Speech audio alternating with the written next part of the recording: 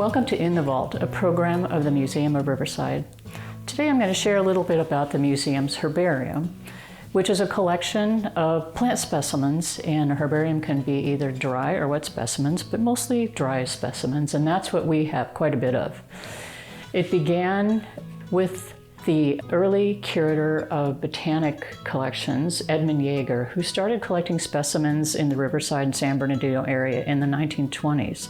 Many of these specimens that he collected eventually wound up in our collection, but the real turning point was in 1949 when Charles and Wilhelmina Clark donated their collection, the Clark Herbarium, along with an endowment for the care of the collection and for botanical programs.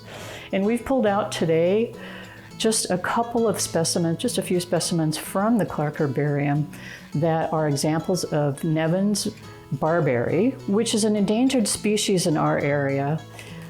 And you actually can acquire cultivated specimens of this plant from nurseries, but in the few areas where it grows naturally, it's under threat and has been added to the endangered species list. Now, this is how dried herbarium specimens are stored and collected.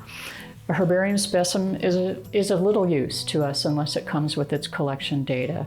So all this information is here, collected on a certain date in a certain location by a certain collector. And then the specimens are dried under certain conditions so that they don't attract mold, mildew, or other forces that can disintegrate them. Because they're dried, of course, they're very fragile, and we have to keep them in short stacks in carefully controlled environmental conditions. And you might wonder why we would have more than one example of the same species. And there's a reason for that, several reasons actually. First of all, comparing different examples of the same species can give information to researchers. And comparing specimens that have been collected over time can give researchers information about changing environmental conditions.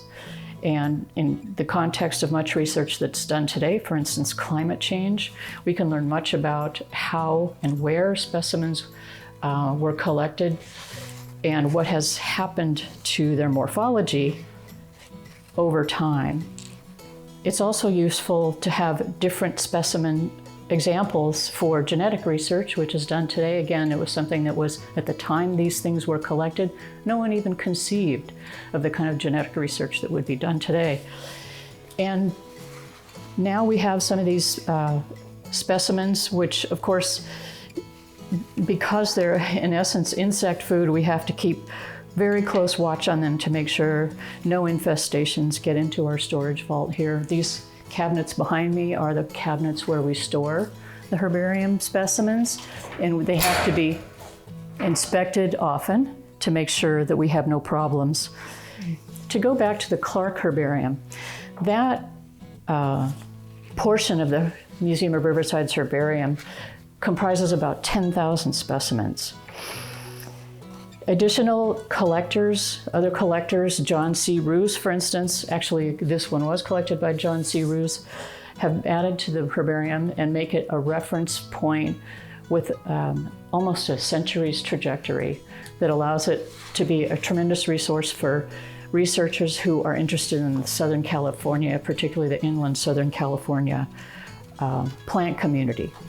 We have a new incoming lot of specimens coming into the herbarium soon. We do continue to actively collect, and again, for some of those scientific reasons that might not necessarily have been anticipated at the time that earlier examples of some of the species were collected. So for instance, a researcher has recently gone out to some of the areas in Central and Southern California that are fire damaged and collecting plant specimens that are coming back after those fires so that we can study the kind of plant communities that thrive in those post-fire environments. Again, we cannot possibly imagine what kind of research may be done in the future that would make these specimens of great use to a scientist.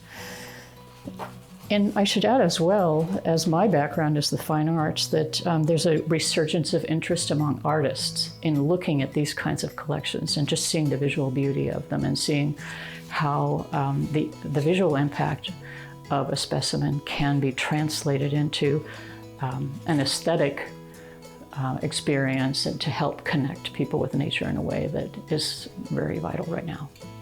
So again, thank you for joining us for this segment of In the Vault, and we do encourage you, particularly if you're a researcher, to contact us and arrange to have access to the herbarium collection. Thank you.